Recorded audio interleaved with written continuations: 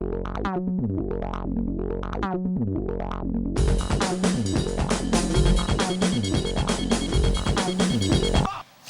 tal, amigos? ¿Cómo están? Bienvenidos. Esto es Pulso Parlamentario por Congreso Televisión.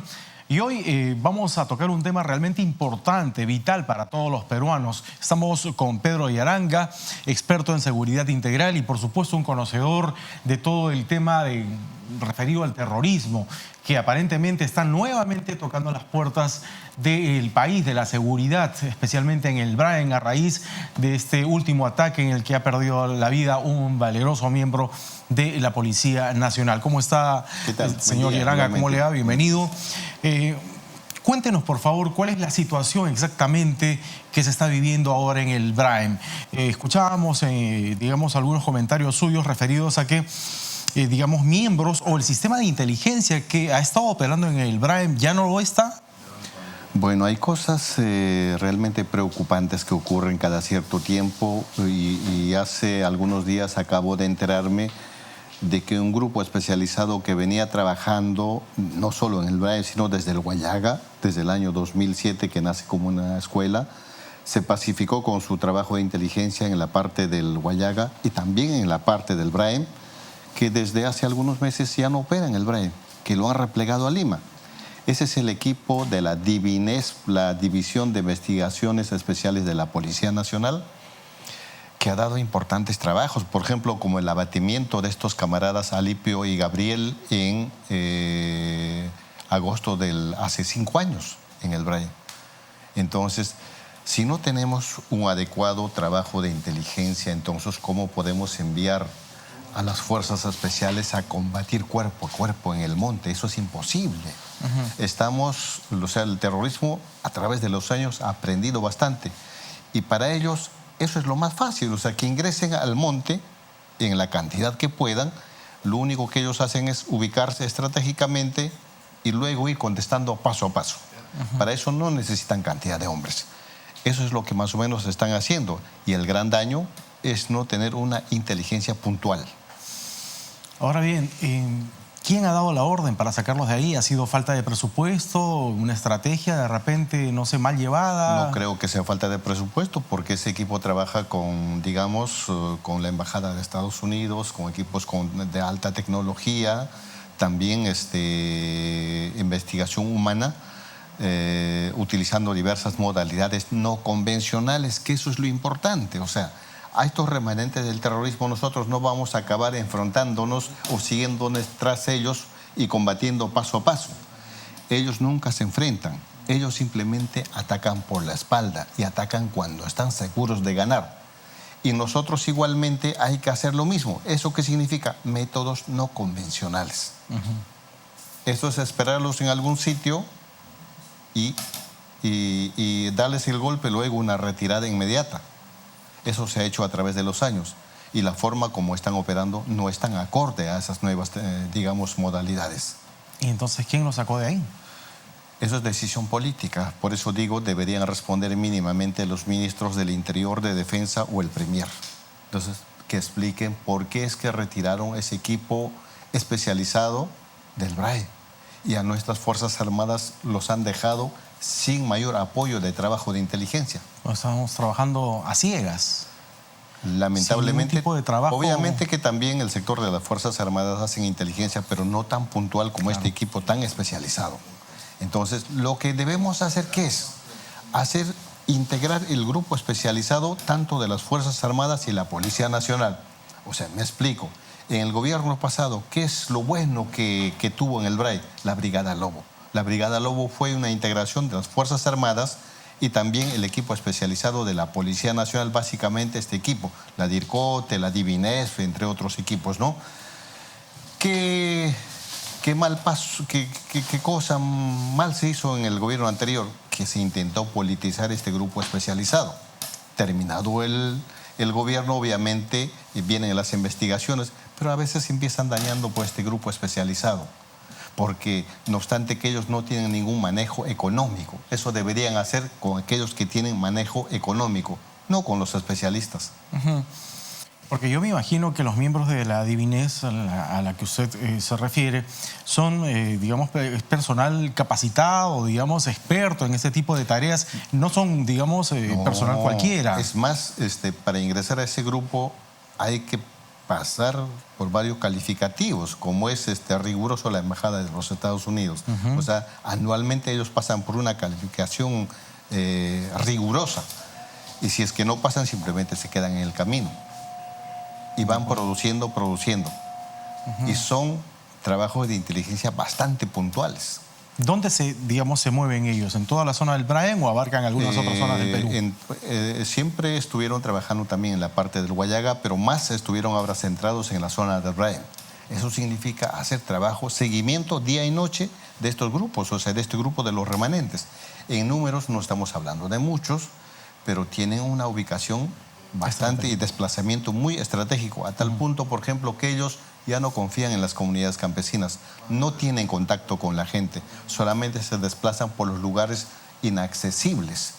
Y el lugar, lamentablemente, de la zona del Bray, básicamente esta zona de Vizcatán, que colinda con Huancavelica y con Huancayo, es una zona muy estratégica que tiene cuevas, que tiene peñascos, entonces fácilmente ellos entre esos pueden permanecer.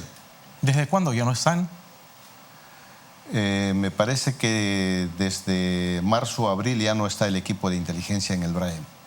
Ahora, ¿qué ha pasado en este último atentado en el que ha perdido la vida un miembro de la Policía Nacional? Lo que pasa es que nuestras fuerzas especiales han ubicado, parece bastante puntual, de un lugar donde estaban los mandos importantes, ingresaron a combatir por tierra. Pero esto es como una especialidad, entonces empiezan a retirarse poco a poco. Se van retirando, pero estos en la retirada lo hacen muy estratégico, entonces llevan al lugar donde mejor dominan. Llegaron a ese sitio y en parte los han sitiado, parte de la patrulla. Felizmente, por una buena ubicación de la patrulla, es que se evitó mayor cantidad de bajas. Creo que han habido 2 heridos más, pero bastante leves. Y lamentablemente este efectivo de la FAP fue abatido en el transcurso en que ingresaba otra patrulla para rescatar a los que estaban ahí sitiados. Pero por suerte todo el grupo reaccionó muy bien, toda la patrulla salió, el operativo continúa, pero ya con otros grupos, ¿no? Los que estaban ahí sitiados ya salieron, porque estaban como 3 o 4 días sin ninguna alimentación, entonces están a buen recaudo, por suerte, a estas alturas. Ahora, ¿cuál es la situación exactamente en el Braem? Porque se habla que cada cierto tiempo se encuentran pozas de maceración, se encuentran pistas de aterrizaje. Bueno, sabemos que hay un matrimonio indisoluble entre el narcotráfico y el terrorismo y siempre se habla de remanentes de Sendero Luminoso. ¿Son remanentes realmente? ¿Ante qué nos estamos enfrentando? ¿Cuál es el peligro? Y ahora que ya no se encuentra esta división de inteligencia, ¿cuál es el peligro al que nos estamos enfrentando a los peruanos? Habría que nuevamente hacer todo un reconocimiento, formar otro equipo. Eso no lleva meses, eso lleva años. Ellos se conocían el territorio, el movimiento. Que este grupo sale como escuela en el año 2007, pero ¿desde cuándo empiezan a cosechar esos trabajos? 2011 recién. Mire, ¿cuánto tiempo ha pasado? Entonces, si dejamos de lado este grupo, ¿habría que hacer otro grupo? ¿El gobierno está en condiciones de asumir todo ese costo? Solamente en el tiempo que está pocos meses el presidente Vizcarra, ya van 7 muertos, 4 policías, 3 militares. Y no podemos darnos el lujo de, si hablásemos en términos futbolísticos, diríamos, si nosotros tenemos en el equipo a un gran Messi y vamos a enfrentar, por decir, a Alemania o a Francia, y vamos a darnos el lujo de sentarlos a Messi y enfrentarlos en las condiciones como estamos, esa sería una goleada. Pero eso es lo que está pasando en el Braem.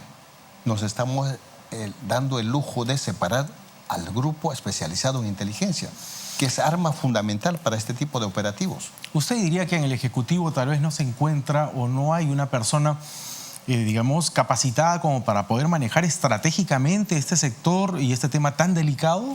Lo que pasa es que cuando ingresan los diferentes ministros pretenden adivinar a cómo les parece. Y normalmente están rodeados de gente ayayera que gente técnica. Entonces se llega a estos extremos. Igual me parece que también en el Premier me parece que hay falta gente más pensante en estos casos de seguridad, porque no solo es en seguridad, también en desarrollo, ¿ah? Porque el tema del BRAI no solo hay que ver como una solución militar policial, ellos pueden hacer buenos trabajos, pero la visión social, el tema de las comunicaciones, salud, educación, infraestructura vial, agricultura. Por ejemplo, una gran amenaza que hay actualmente y que casi pocos hablan es el tema del cadmio. Entonces, hay un nivel elevado en la mayor cantidad de los productos, tanto de la sierra y de la selva. Pero en el caso de la selva, básicamente en cacao y café. Y la Unión Europea ya dio el aviso que desde enero del siguiente año no va a aceptar con algunos niveles por encima de lo permisible de cadmio. Y lamentablemente en la mayor cantidad de los productos, digamos, del cacao y del café, tenemos alto grado de cadmio. Se cree que eso es por la utilización masiva de los insecticidas, especialmente de las herbicidas. Eso es una posibilidad, una probabilidad, pero hay que hacer más trabajo científico y eso es lo que no se está haciendo. Ahora bien, yo estuve hace un par de años más o menos en el BRAI y lo que vi es que íbamos con una camioneta y en la parte alta nos esperaban 2 o 3 militares más o menos, pero estaban escondidos. Ellos estaban escondidos y cuando nos vieron y vieron que realmente no suponíamos ningún tipo de peligro, salieron y nos saludaron. Bajamos como a un valle y había bastante gente con unos bolsones, no sé qué podría ser, pero se llevaban en unas camionetas, pero nunca vi un patrullero, nunca vi un policía, nunca vi resguardo. Hay presencia policial, hay presencia militar. Realmente estamos enfrentando de la mejor manera al terrorismo, al narcoterrorismo en esa zona. ¿Hay algún tipo, digamos, de control? Porque las camionetas entraban y salían cargadas de unos sacos. Nosotros pasamos y simplemente, o sea, digamos, sin preguntar nada tampoco, porque como le digo, nunca vimos un solo policía en la zona. Claro, en números tenemos bastante, un número considerable, tanto en el ejército como en la policía, en el BRAI. Mayormente están en las ciudades, especialmente en la base principal que es Pichari, ¿no? Y después en las bases importantes, ¿no? Porque ahí tienen que estar siempre en números determinados, pero tampoco conviene regarlos de policía en las carreteras, ¿no? Porque esos serían flancos fáciles. No solo para el terrorismo, porque también el narcotráfico ya asesina a policías y asesina a militares. De modo que incluso tanto a nivel del narcotráfico y del terrorismo, ellos tienen que tener una información puntual, porque de lo contrario serían presas fáciles. Y esas ubicaciones obviamente tienen que ser estratégicas. Las intervenciones en las carreteras no deben ser continuas, de sorpresa, en algún punto específico, y luego inmediatamente dar otro golpe en otra zona. Cosa que de esa manera, porque diario hacen el desvío de coca, por ejemplo, en el BRAI, porque eso no está penado. Eso. Entonces se desvían toneladas de coca y la justificación es que están llevando para entregar a ENACO, pero a ENACO pues no entregan nada. O sea, ENACO en el BRAI anualmente compran de toda la producción menos del 0.5% de coca. Nada. ¿Cuál es la única zona que abastece de coca a ENACO? La parte de Quillabamba, Cusco. Nada más. Porque si usted viaja a Cusco, va a ver el local de ENACO, entonces desde las 5 de la mañana está la gente haciendo cola, entregando coca a ENACO. Pero en el BRAI nadie. O sea, los trabajadores de ENACO van a donde los cocaleros a rogar que les vendan. Y les venden a más kilos. Jamás le venden en costales. Ahora, ¿llegado a funcionar en algún momento, digamos, el tema de los cultivos alternativos? Porque se hablaba de café, se hablaba de arroz, se hicieron grandes campañas, se gastó mucho dinero en eso, pero ¿funcionó? Sí, pues, pero lo que pasa es que, como digo, cada gobierno pretende hacer de su manera, pero digamos en un diagnóstico general ya se sabe qué puede adecuarse. No podemos comparar el BRAI con el Huallaga, tampoco podemos comparar con San Martín, menos con Ucayali. En terrenos no es demasiado. La extensión más grande tenemos por la parte de la cuenca del río N, que en esa zona sí hay una buena, en gran parte, una buena producción de cacao, cacao orgánico. Lo único que falta ahí que es asistencia técnica. A tal punto que la mayoría de los productores de la cuenca del río N ya están exportando hacia Europa. Ese es el problema, por ejemplo, del cadmio, que esta gente se quede sin exportar esos productos. Pero la parte de la Purímac, que es la gran parte cocalera, igual ya se ha hecho un diagnóstico, y los productos que más se adecúan en el BRAE es en la parte baja, cacao, y en la parte alta, café. Temporalmente, por ejemplo, en frutas, en el caso de arroz, es poco, pero en la parte del N, no en la parte de la Purímac. Y los otros tenemos ajonjolí, o sea, productos temporales, frutas como piña, que también son temporales, ¿no? Pero se adecúan. Pero hay que ir eliminando poco a poco. Y lo más importante es que esos terrenos para recuperar es bien difícil, ¿eh?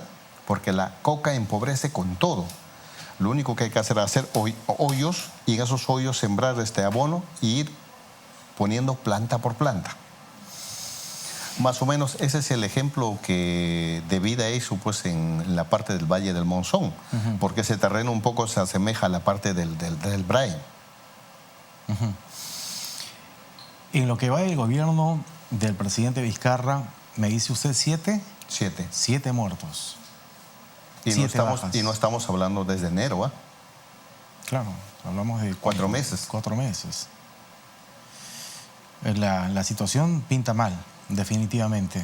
Pinta mal porque yo reitero que allí falta una decisión política y hay que hacer una visión más integral al tema del BRAE. Por ejemplo, una buena alianza puede ser con los productores que están en la parte del N, que no reciben mayor ayuda, pero son los que mejor producen. Es más, esa gente del N es la gente que empezó, digamos, hace 15, 18 años con capital 30 soles, 40 soles, 50 soles, 100 soles, porque esa es la gente, mayor parte de la gente recuperada, pues, de Sendero. Entonces, ellos se quedaron porque no tenían, ni tenían capital para irse a otros lugares, se quedaron ahí y ahora son cacauteros de cacao de primera calidad. Debería haber un planteamiento mucho más completo en cuanto a estrategia y en cuanto a manejo de este tema tan importante, el narcotráfico en el Perú, especialmente en esa zona. En esa zona, porque el BRAE es gigante, pero son 2 cuencas. En la primera parte está la Purímac, que casi en más del 90% es cocalera, pero más abajo está el N, más extensa.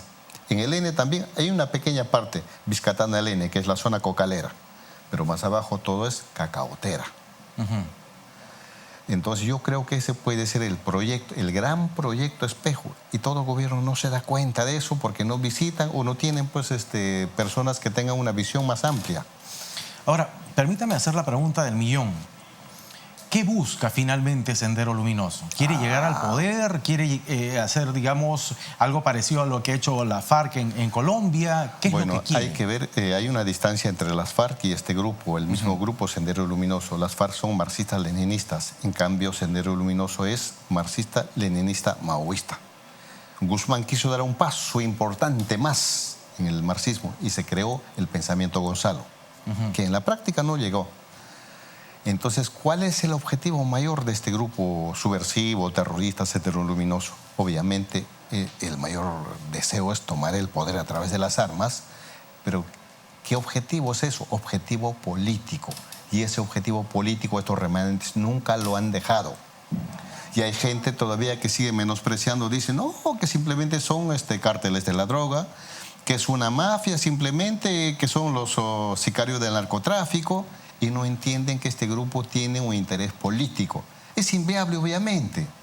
Jamás van a lograr tomar el poder a través de las armas. Las condiciones en el mundo ya no son los mismos que en 1980, pero siguen teniendo ese objetivo. Es más, ellos solo se abastecen de sus hijos, o sea, de aquellos que nacen en el monte sin una identidad real, tampoco la edad real a veces, pero que a los 2 meses ya lo están separando de su madre y quedan en las manos de una madre sustituta, luego se incorporan en las columnas inmediatamente.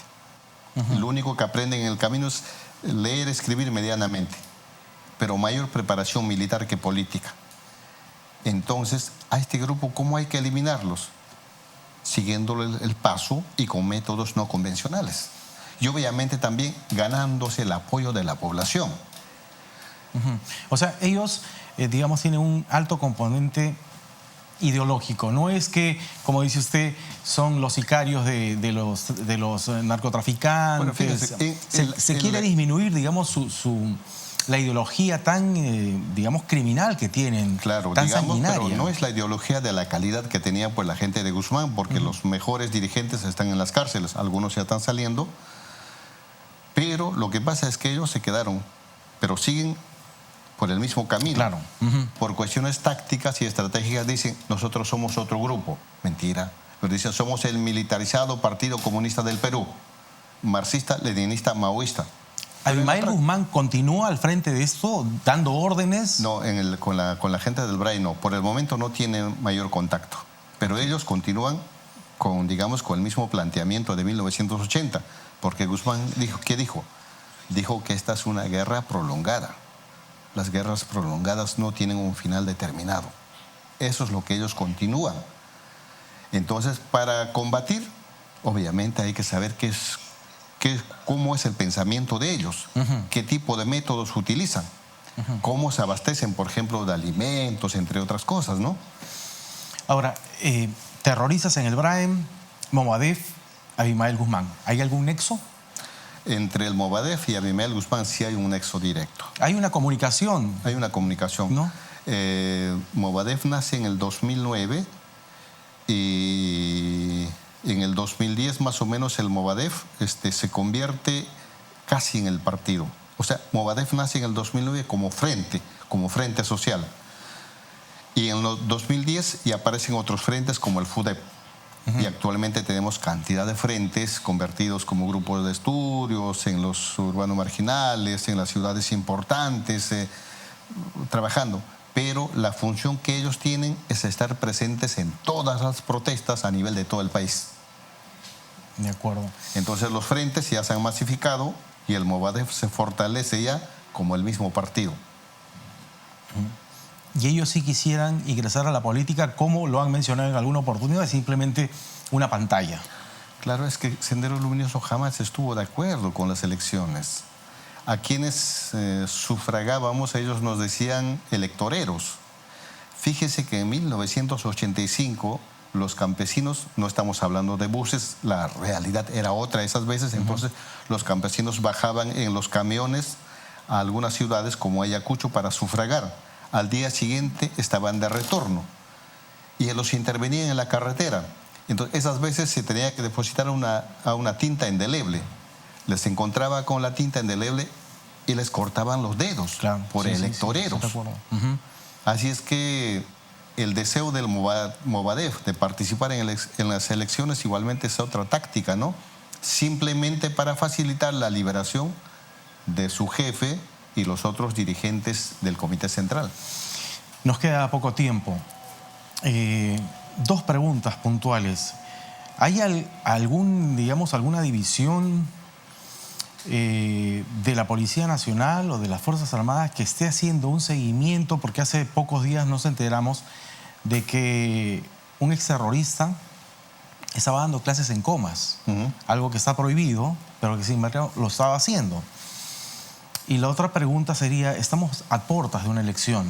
¿Tenemos, el mecanismo de seguridad necesario, suficiente como para poder realizarlas sin ningún tipo de inconveniente? Toda vez que, hemos visto pintas, hemos visto banderolas, hemos visto de todo tipo de propaganda subversiva y terrorista en estos últimos meses.